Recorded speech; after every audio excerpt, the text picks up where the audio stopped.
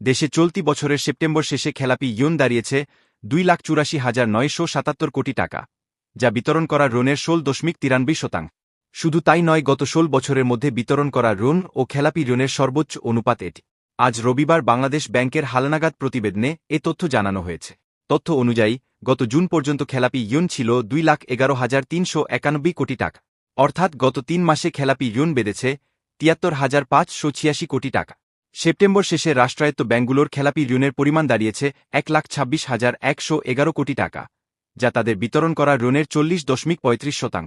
আর বেসরকারি ব্যাংকগুলোতে খেলাপি ঋণের পরিমাণ দাঁড়িয়েছে 1,49,846 কোটি টাকা, যা তাদের বিতরণ করা ঋণের 11.88%।